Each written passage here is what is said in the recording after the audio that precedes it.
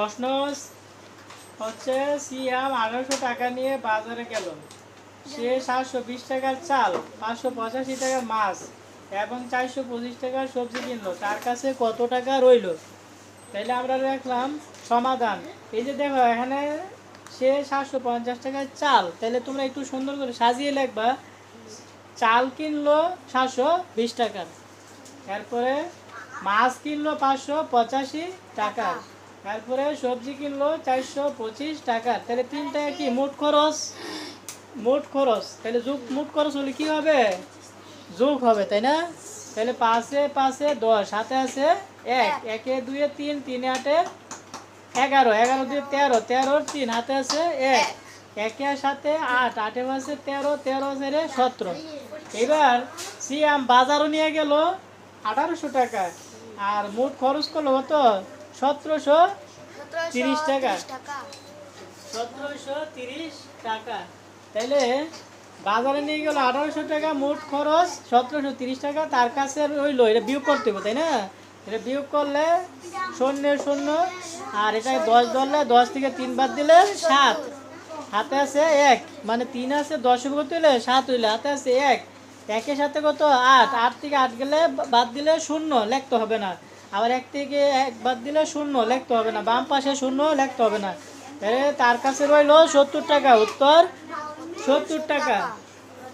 এবার বুঝছো তো? তোলো তৃতীয় শ্রেণীর চতুর্থ অধ্যায় যোগ ও বিয়োগের সম্পর্ক, প্রাথমিক গণিত পৃষ্ঠা, মানে তৃতীয় শ্রেণীর প্রাথমিক গণিত যোগ ও বিয়োগের সম্পর্ক, চতুর্থ অধ্যায় পৃষ্ঠা 41, 7 নম্বর অঙ্ক।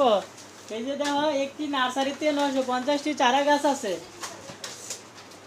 950টি চারা গাছ ছিল, এর থেকে 532টি চারা বিক্রি করা হলো। বিক্রি করলে কমে যাবে না? তাসনিম, ওই নার্সারিতে আরও 420টি নতুন চারা আনা হলো, আবার আনছে।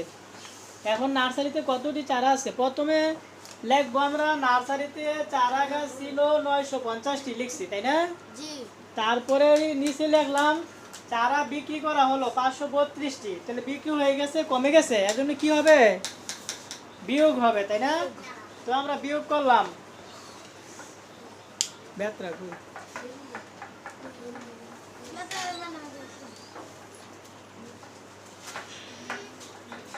এই আমরা যেহেতু চারা গাছ ছিল 950টি, তোমার কাছে কলম ছিল ধরো 5টা, এখন 2টা বিক্রি করছো, কমে যাবে না? কমলে কি করব? বিয়োগ করবো। সেই জন্য বিয়োগ করলাম। চারা গাছ বিক্রি করা হলো 532টি। তো বিয়োগ করলে এটা 10, 0কে 10 ধরলে 2 আছে 10 হবে, 8 হলে 8 আছে 1, 3 একে 4, 5 থেকে 4 বাদ দিলে 1, আর 9 থেকে 5 দিয়ে বাদ দিলে 4। তাহলে চারা গাছ রইলো এতটি। এখন নতুন, এখন দেখো আরো 420টি নতুন চারা আনলো। এখন আরো যদি আনে, পারবে না? বাড়লে কি হবে? যোগ হবে। তাহলে নতুন চারা গাছ আনা হলো 420টি। তাহলে এজন্য এখন নার্সারিতে চারা গাছ কতটি আছে সেজন্য যোগ হবে। এখন নার্সারিতে চারা আছে, হ্যাঁ, কতটি আছে বললে এখন নতুন যে আনা হয়েছে এটা সহ যোগ হবে। তাহলে 8 আর 0, 8 আর 0 8, আর 2 যোগ 1 3, 4 যোগ 4 কত? 8। তাহলে উত্তর 838টি, 38টি চারা গাছ, তাই না? এবার বুঝছো নি? তোলো তোমাদের বইয়ের 41 পৃষ্ঠার অঙ্ক, এটা সমস্যার সমাধান। রুমার 945 টাকা আছে, রুমার থেকে আসার 215 টাকা কম আছে। তাদের টাকা একত্রে রাখলে ময়নার টাকা সমান হয়। ময়নার কত টাকা আছে? তাহলে রুমার কত টাকা আছে এটা দেখলাম। রুমার কত টাকা আছে এটা দেখলাম। রুমার আছে 945 টাকা।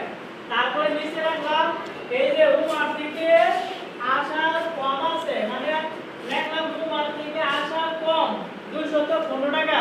তাহলে কম থাকলে কি বাদ যাবে? তাহলে বাদ দিলে আসার টাকাটা বের হবে। তাহলে আসার আছে, বাদ মানে কি বলো তো?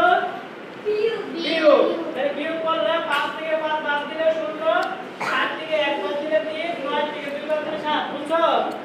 তারপরে বলছে দুই জনের টাকা একত্রে করলে তাদের টাকা একত্রে রাখলে ময়নার টাকা সমান হয়। তাহলে রুমার কত টাকা আছে? 945